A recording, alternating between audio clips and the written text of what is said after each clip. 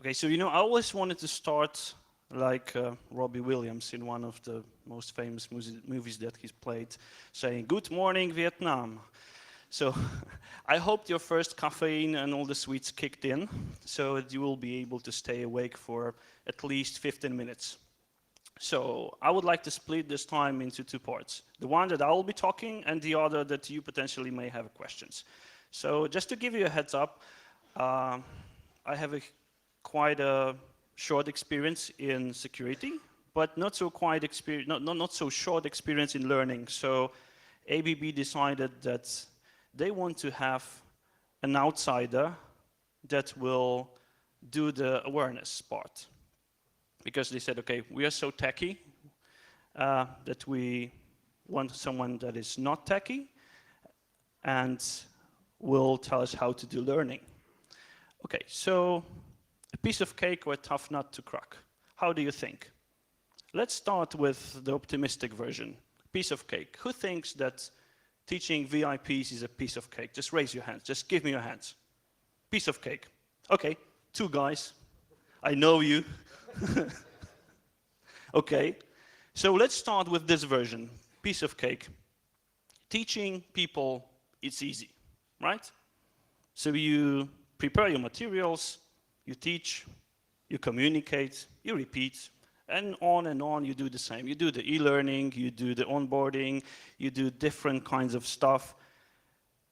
You try to build knowledge by sending people to training, you give them, I don't know, access to Pluralsight, you think that they are developing their skills. You try to build the environment where they can learn. I know the companies have Fridays for learning, and they're just trying to do all the stuff there, which is cool. But if you think different versions, different approaches, we of course do onboarding, we do e-learning, we do on-the-job training, we do Skype sessions, webinars, blah, blah, blah, blah, blah, blah, blah. Anything you can even dream of.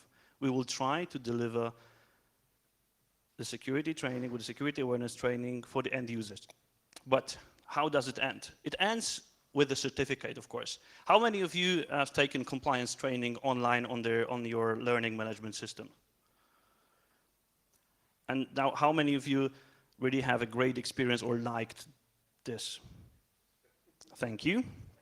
This is the answer that I expected.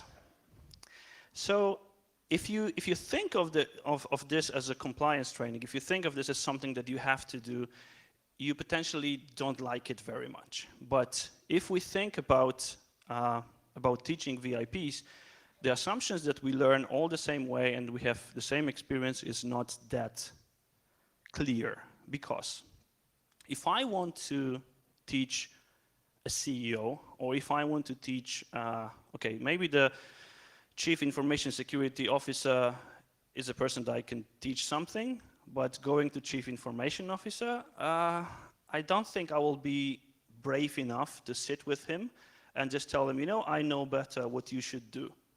And if I'll go to CEO, I don't think that it may be so daunting that you will not be able to speak to this person.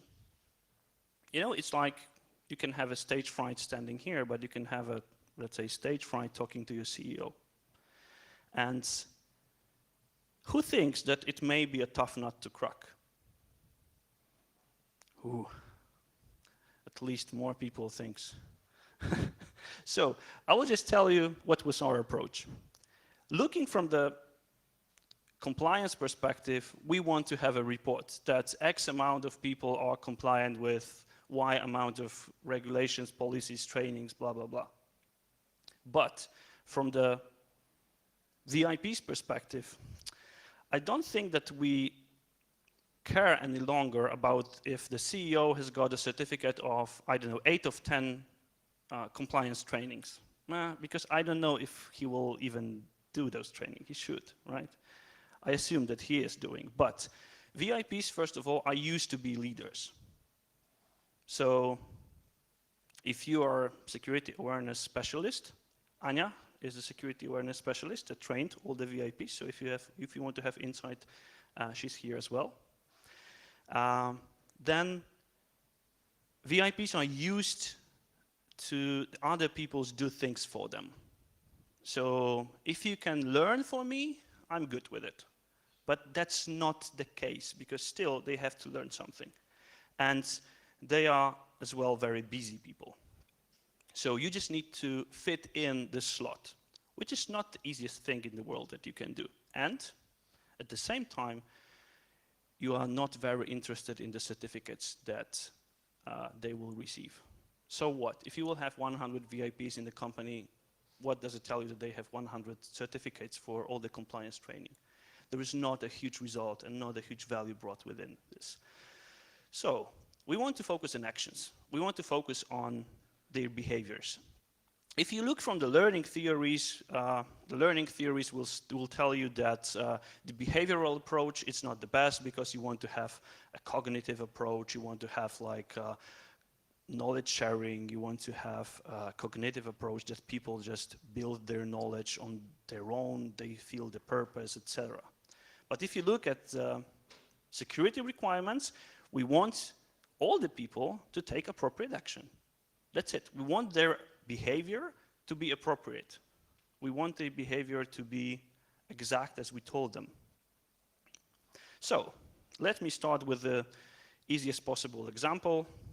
If we want to tell people to look at the phishing, or just be aware that there may be phishing. So what can we do? First of all, we may want to teach them everything about emails, provide them, swamp them with as much information as it probably can happen. So then, when it not works, we may want to deliver more information. Just instead of 8 online training, we may want to have 12 and see if it happens. But what we really want to do is them, first of all, not to click the phishing link, right? This is what we want. But even in the perfect world, we want them to report this email, recognize this phishing. We want them to work as a sensor, like a human sensor for phishing attack, right? So this is ideal world. But how to do this to change the behavior? Of course, the learning theories and the learning models that I would like to share with you, they have this all explained, right? So from the learning world that I would like to borrow something and bring into security world, just to give you some insight, or just to give you something to go out of this room.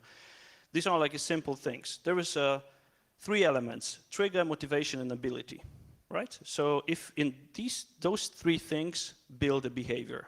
So if we start analyzing this, for example, if we have a trigger, I mean, I've received a link that is phishing. It can be simulated phishing, it can be real phishing, I don't care. Let's assume that it's a simulated phishing. I have a motivation that is built on a few things: time, money, effort, cycles, and my routine of what I do, how I deal with emails. And it's built with ability. So how much do I know? Am I aware of the phishing at all? And if you assume that everyone is aware of phishing and everyone is aware of how the phishing email looks and what should I do with them, you may be wrong. So if we consider this, what happens? If I just get the trigger and my motivation is low and I totally don't get what the phishing email is, what I will do?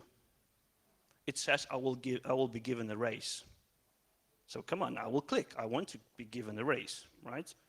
And that's the easiest thing possible that can happen. So the other case on the other side is that I'm aware of what the phishing is. I'm aware how the phishing link looks. I'm aware of how it can be, let's say, deconstructed. And I'm highly motivated to report it, right? And that's the perfect situation. I mean, we can have hundreds of different cases based on this. It doesn't have to be phishing. It's whatever the trigger you plan to have as a trigger. And if we'll do this, there is, I was told that I just need to have one chart and one equation. So here it is, check. So it's a behavior model from the guy called BJ Fogg. And he just created a simple model for exactly 2 charts that I've told you. So let me just move here so that I will be able to explain. If you receive a phishing email and you think that it's hard to do, right? So you're somewhere here. And you're totally not motivated to react properly, you will fail. So everything that is here, it will fail. Everything that is above this activation threshold, it means that you will succeed. And you have two things, ability and motivation. So let's try to think, what can we do as a security awareness specialist or security awareness team to get this moving?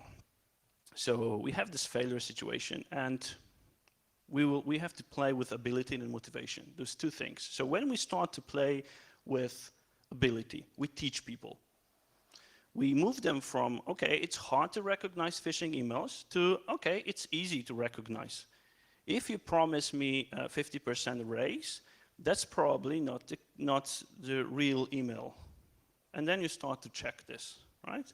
So what we can do, on the other hand, we may want to play with people motivation, right? So time, money, effort, cycles, and how can we do this? We may want to play on the time and effort. And it's really critical, because is it easier to ignore this email? Or is how difficult, for example, how difficult it is to report a phishing email? If it's one button, potentially I will click this. If it's 2 clicks, maybe. But if I just need to open a different system in the different browser window, or I just need to do 12 clicks or call someone, potentially I will not do this because I'm not motivated enough to do this. So we want to have this as easy as possible and as effortless as possible. If you look at the other motivators, I think routine and cycles is, have I ever experienced receiving a phishing email before? Because maybe I have experience, or maybe I've been even hacked through this, but I was never told that this was a phishing email. So that is why you just do the simulations, right? So you just click the simulation, then you say, oh, whoops, you've been phished. But okay, don't worry, that's a simulated email. So we can give this experience. From the security awareness perspective, from the learning, we can give people the experience of seeing how it works. And if you have experienced this simulation, how many cycles you've went through. And in one of the examples, we've seen that after 3 or 4 repetitions, the result is much better. So the click rate drops and the report rates rises. But the cycles need to be performed. So what we want to achieve, we have to work on those 2 things. And those 2 things will say that our folks need to be motivated and aware to some extent, to very, very precise extent, that will trigger their behavior, that will trigger their proper behavior. And if we already do this, then we are focusing on the actions, and the actions that drive behavior. Then we know we want the people to have a routine on when they check emails. What are the good routines? We want to have a good routine with handling with hardware, software. I don't know, we want people to have a very good routine with using communicators that they will use. And with VIPs, with any other folks, it may work really, really similar. So just to give you a suggested model that you can potentially use for your awareness material, not to look as a standard compliance training, but rather to look like something that you want to do. And the best case is to have like real live examples. This is a model called CCAF. It's based on the context, challenge, action, and feedback. It was created by Michael Allen, very well known in the learning industry. So if you ever met him, just say hi for me, because I must say I love this model because it's so simple and it can drive you the proper awareness and proper learning. So first of all, you build the context. And with, for example, sticking to the phishing simulation, the context is simple. You simulate that this is a phishing, and you create a context automatically. The challenge is with recognizing if it is a phishing or not. And it's a simple trigger, and you feel the urgency, right? So you have 5 minutes to do something. So you can easily build this challenge. Then you have a physical response. And the physical response is, in this case, really simple. Click or report. Get hacked or not. And the next thing that is really important is a feedback, and it's a reflection. Even if you've done wrong, then this is a reflection. Okay, you've done wrong. Now what? So potentially, here's the short video, here's the short instruction, here's what you should have done, and now be aware that we will do this again in a few weeks. We will not tell you when, but this will happen. So for the VIP trainings, what we did when we approached those individuals. First of all, before we've approached the VIP, we've approached the VIP assistant. Because the VIP assistant, I think, is a security bodyguard. Because the assistants deal with emails, meetings, setting up most of the things. Then, the next step is to ask how they work, to see how they work, to see what tools they use, not assuming that they use the same tools as we do, not assuming that they have the same work routine as we do, not assuming literally anything. Just see them in their VIP's wild life, not interfering with this, but see how they work in order to give them the best support possible. Then identify the exact needs, identify what they need. For example, if they need secure WhatsApp alternative, just give it to them. Because sometimes they just need your support, not only in awareness, but in providing a proper solution. So the next tip is address them individually. You do not want 100 VIPs in one room listening to your speech. This will not happen because you will never find a slot for them. And you are there for them. So one-on-one meetings, two-on-one, three-on-one, counting that 3 is on awareness side and 1 is on VIP side. Or 3-on-2, 2-on-2, assuming that there is a VIP with assistant. So this one-on-one experience, even in real life, allows you to not know something, or the one-on-one experience of learning allows you to tell, I don't know. And it's much easier to tell, I don't know if you're in one-on-one experience than to tell, I don't know in one-to-many. Okay, use the real cases. Use the real devices. Show them how rubber ducky works. Show them how it looks. Show them that it's not that far from reality. Show them how different things react. Tell them about cases, not only the business cases that we've lost or someone lost X amount of money because of this and that, but tell them about the real life examples, real life from their life, real life how they can secure their own things, their own data at home, for example. Then provide actions and recommendations. So just trigger them. Just tell them, okay, you do it this way, just try to do it this way, and your assistant will support you, or we will support you on the long term. Almost the last, I think it's the 7th, suggest tools and behaviors that are safe. Just tell them how to avoid something and close the loop. So this is our experience from delivering the VIP trainings and continuing the VIP trainings program. And I will just tell you now what can be the benefits of this bottom-up and top-down approach. So from the security awareness perspective, we do those 2 things, right? So we do the classical compliance, we do the Skype sessions, webinars, we do all the stuff for the end users, but at the same time, we approach the top people. So first of all, when we do this, we have VIPs have better understanding of security as a whole. Not only security awareness, but security as a whole. So if they have experience of security as a whole, there is a better buy-in. And I think sometimes it's a huge challenge to have a buy-in in the organization for implementing something in the area of security. I don't mean security awareness only, but it builds the awareness of security as a whole. Then what we do, we want VIPs to promote security. We've kicked off an ambassador program. So if there are VIPs that are particularly interested in promoting this within their organization, within their groups, we want to use them as ambassadors. Ambassador is a nice thing, but literally it works with cascading security message. So they started to ask questions. How many of my teams are not compliant with XYZ training? Can you send me a report? Can you tell me? So we've been facing the fact that we are pushing, and now after this VIP training, we are facing the situation there is a pool. There is a pool for our content, there is a pool for our experience. And just to give you an example, there is a really high demand for webinars. Recently from one of the teams, we said, okay, It was a surprise for me, and because one of the guys told, oh, you know, my boss was on your training, and now, you know what, he wants the same training or very similar training to be delivered to our employees. I said, okay, cool, we will do it. So how many people is there? I was thinking about 60, maybe 100, but then I realized it's 9,500. So now I see that the challenge is on the other side, how to give the same learning experience to 9,500. It's so difficult to tell,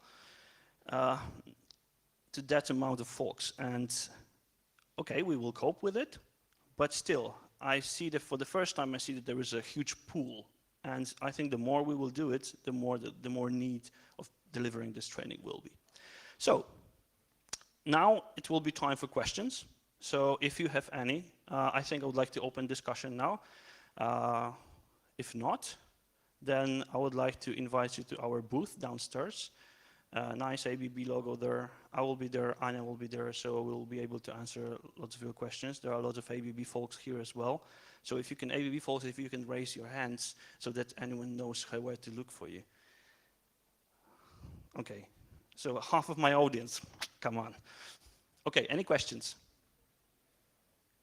Anyone deals with security awareness? Are you focusing specifically on whaling for VIP training? Whaling? So the VIPs are one of our target audiences, right? So we try to, at the moment, we've run one round of VIP trainings, and we wanted to see what will be the impact. There is, I think that on the market there is a huge gap on the VIP trainings, especially on the security awareness. It's not so very easy to find a training that will, or the solution that will give this proper experience, like meeting one-on-one, because you know it's slightly different to teach someone on the VIP level, and of course we plan to have it extended, to close the loop at the moment, to just remind the VIPs that we are here and we are here to help and to provide other services, not only learning. I hope I answer your question. If not, I just need a further explanation. Yeah, I was asking about example. When you're showing some examples of fishing, are you focusing on whaling examples or general fishing? Okay, it seems that I'm totally new here. No, we are just using it's a tool called FishMe that we use for fishing. I think it's not so, I think it's well known. So we're just running a standard fishing examples. But we're targeting everyone. So for the VIPs, in the VIP session, we're just having like one-on-one session with our presentation, with not exactly targeting them with a fishing simulation, but showing how it can work and how it can impact you. Okay? If you would like to test my lack of knowledge of security, then just go ahead.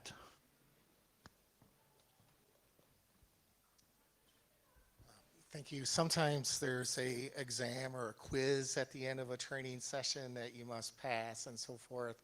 What are your thoughts on that? I presume a VIP wouldn't take an exam. Okay, so from the learning perspective, okay, let me just say it this way. The exam or the quiz or the test at the very end of any training, it's to prove it's one of the metrics, right? So you can define metrics on so many different levels. But the quiz or the question, or hereby I give my consent to that, it's the easiest way, because then the LMS will report you that everyone is okay with GDPR and it's cool. But from the learning perspective, what I would like to achieve is the change in behavior. And the change in behavior, you need to test simulating something. And we need to check this with external tool.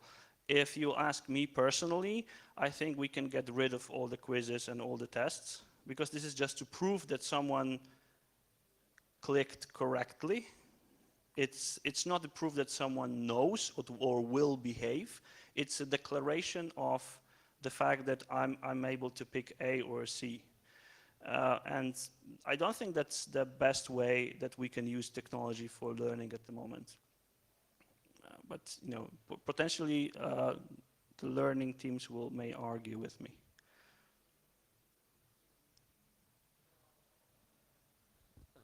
How do you measure if you succeed or not? Do you have some concrete like number measure to prove that you are successful? Okay, so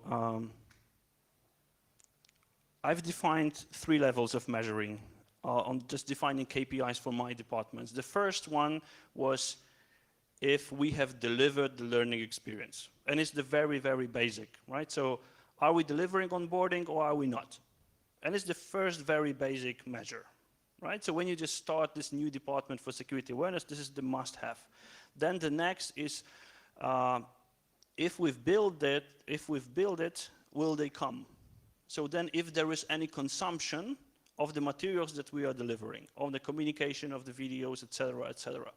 But then the third and the most difficult, I must say, level is the behavior changing? So for example, for the phishing, we measure clicks or reports. And we've built a metric that is called phishing preparedness indicator, whatever it says. But it's a rate of how many links were clicked versus how many emails were reported. So we want to have this rate. I'm interested in this rate. I want this rate, I want to have more emails reported than clicked. And I think that's a fair rate at the moment. Okay, I saw this one question here. So during your presentation, you focused on phishing. And what other topics do you cover during these awareness trainings for VIPs and for all the other employees? Okay, so for all the other employees, I think the phishing is one of the parts, and different. First of all, looking at the different departments, because we are not only one department looking at security. There is a physical security. There is, of course, starting from the onboarding, because we want to drive this onboarding. So starting with onboarding is like the password management. Do you have a proper password? Do you know how to handle the devices? Do you know what to do when you will lost your device, for example? So can you travel securely? Do you know if you go to China what you have to do before? So this is like not from the, let's say, security perspective, but from the user perspective. So what do you do as an end user? You set up your password, you travel, you have your mobile device, you use cloud.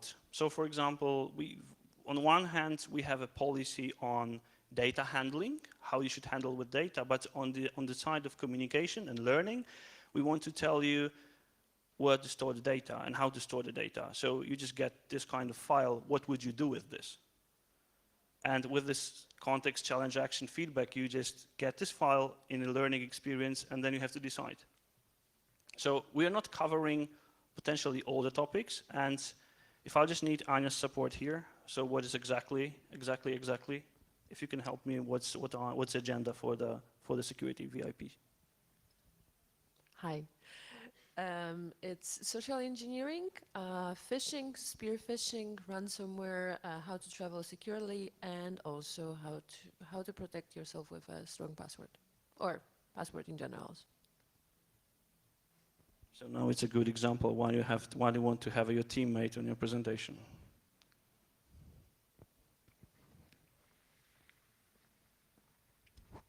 How much % of that should be theoretically and how much should be practical? 50 to 50 or more practical? Okay, there is no answer to this question. Sorry. I think what you can do is, first of all, there is an approach called blended learning. And with this approach, what you can do, if you have, like, for example, 10 hours of delivering learning experience for the individual, and you can do this, you can spend 10 hours in a classroom, right? Just giving people the presentation, but at the same time, you can just shift it to the videos, I don't know, 5 or 6 videos that will take 5 minutes, and you will drip them through the, I don't know, course of 2 weeks, and then give a practical experience. I think we all learn by practice. The behaviors are learned by practice. So if you are not simulating stuff and if you are not creating a safe environment to make an error, because this is what we want to do with security awareness. Just create, even if you send this, like sticking to the phishing, you create a safe environment to make a mistake. So I think that practicality is, as much practicality you can do is better, but this practicality needs to be understood by someone. So the minimal information that you can provide is necessary. So I would like to, there is a model called action mapping. So in this model, you can exactly map how many content should be practical and how many content should be informational. And it says that you provide the minimal required information to provide an action. So if I will not be able to tell you in percent how it is, but in theory and with the approach, you provide the minimal amount of information that is required to perform a simulation or action. This would be my answer.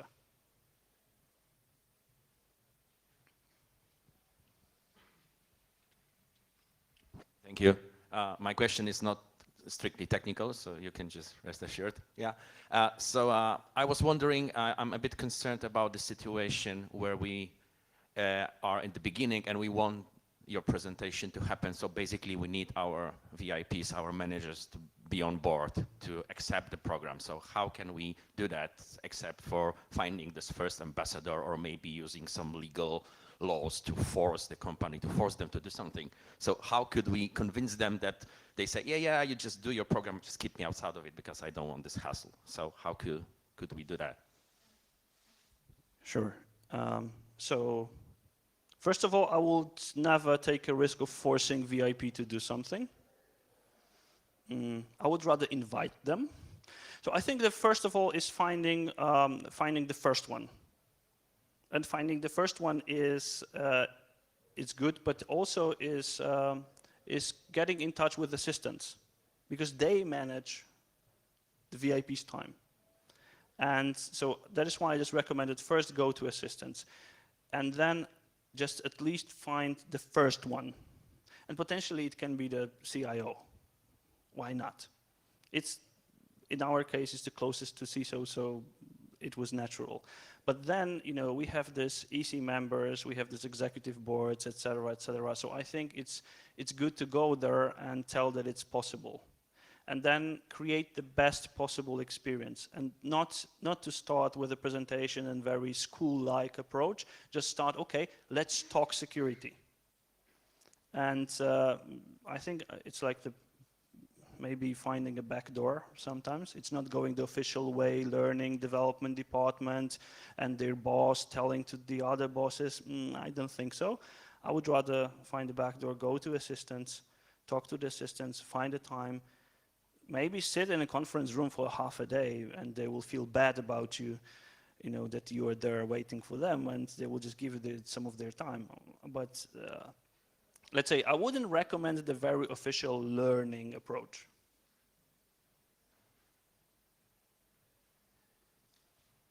You were first?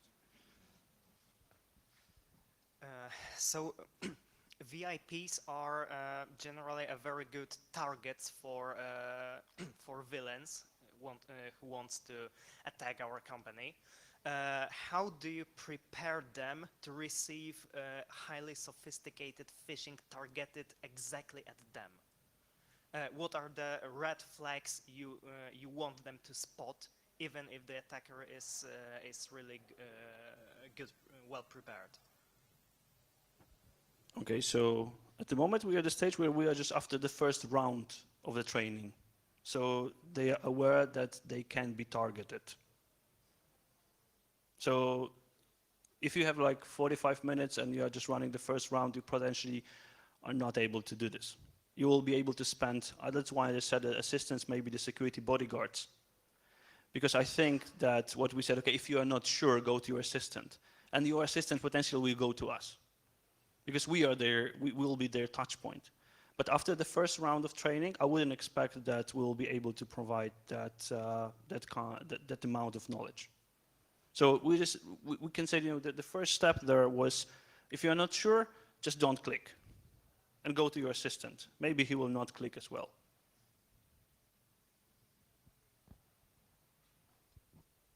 What do you think about element of competition in your awareness program, like scoreboards, like some percentage, because VIP like percentage and Excels? Yeah, I think that they like percentage, but I don't think they like their personal percentage to be exposed. I would start there. But if we just think of gamification mechanisms overall, okay, it's recording, so I can say what I exactly think, but I think it's not the best solution because it can trivialize the topic.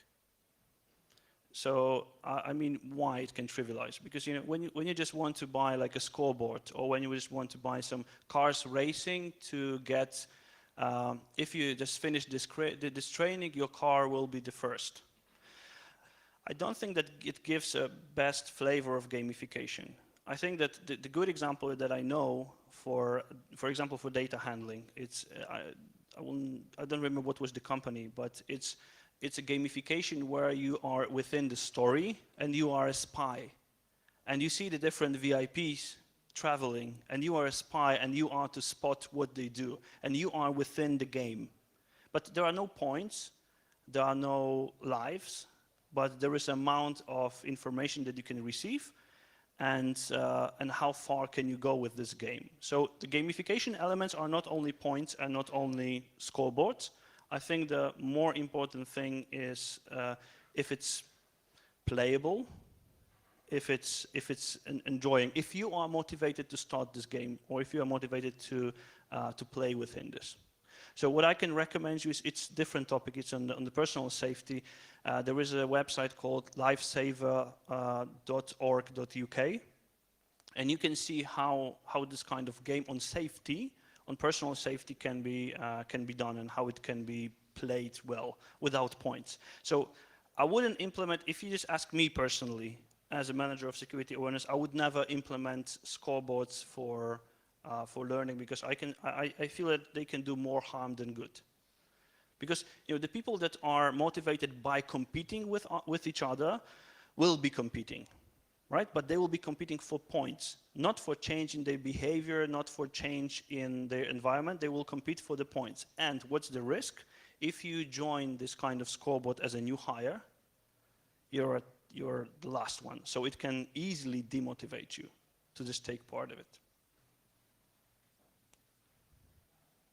Uh-oh.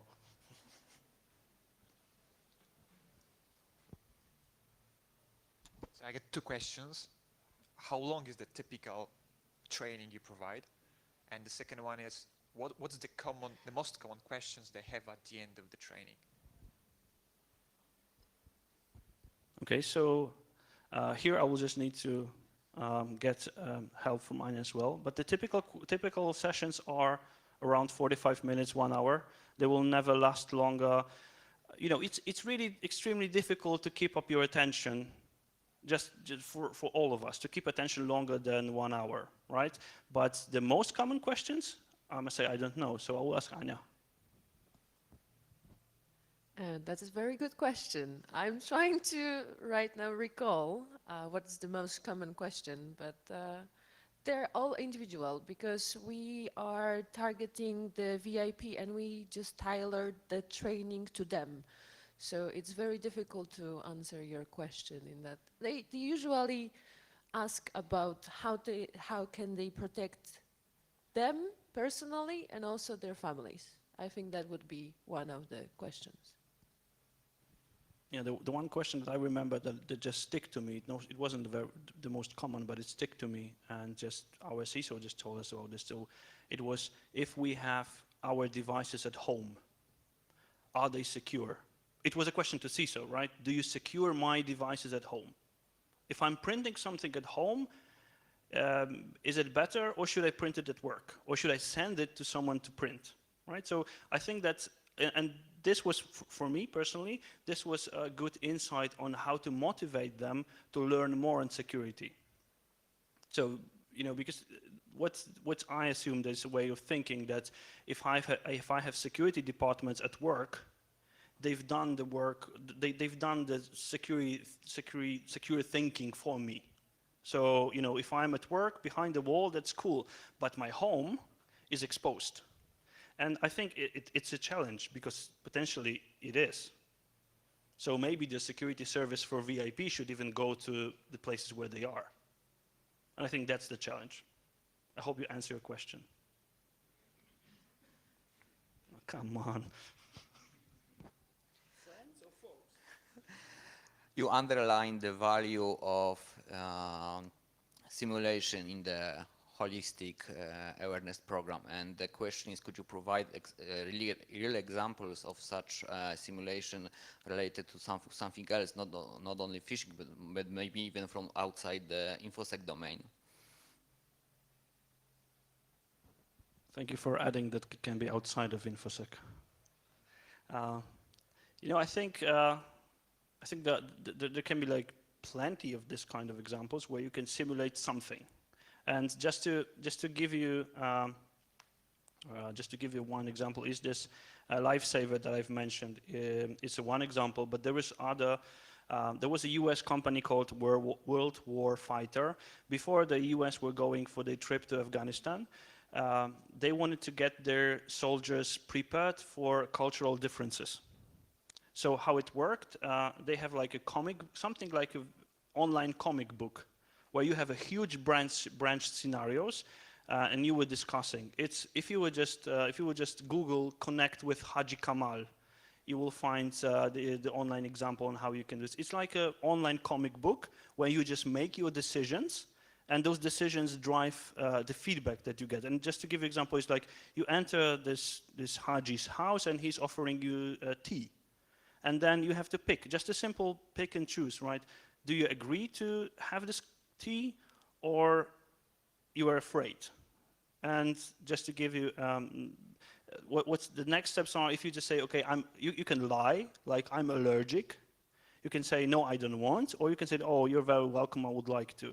So if you will lie, then there is an additional screen appearing with his facial expression, saying that, okay, he recognized that you've lied. And then he's not offering you anymore, and you failed. Whatever you will click next, you failed, right? But then, if you will just say, I don't want to, he's offering you a piece of lamb. And if you will just click, oh, I'm allergic to lamb, then it's again, you failed. If you don't want it, he's offended, and he's asking you to leave. But if you will say you would like this, you are just getting more and more into it, and it's based on the facial expressions of this guy. You see that he frowns, or you see that he smiles, and it was one of the best rated training due to its simplicity, but on the other hand, on recognizing facial expressions. So I think this may be a good example that is available on the web. I think we are just running out of time. No, we have still a few minutes.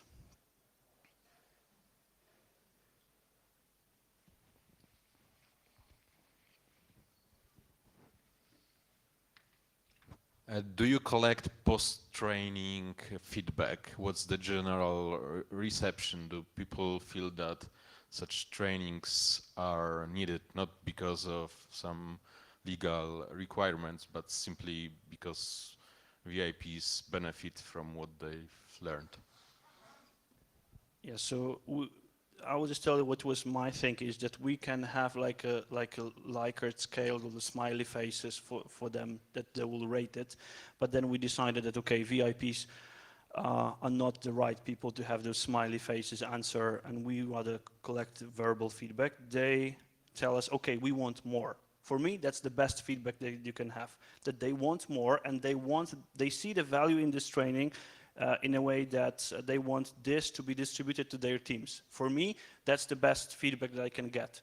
That, you know, from trying to find a backdoor approach and finding assistance that will allow us to teach the VIP to the situation when they said, okay, you know, I like it very much, and I want this to be distributed within the team. So I do collect feedback from few cases. The one case is that I want my boss to be happy with what I'm doing.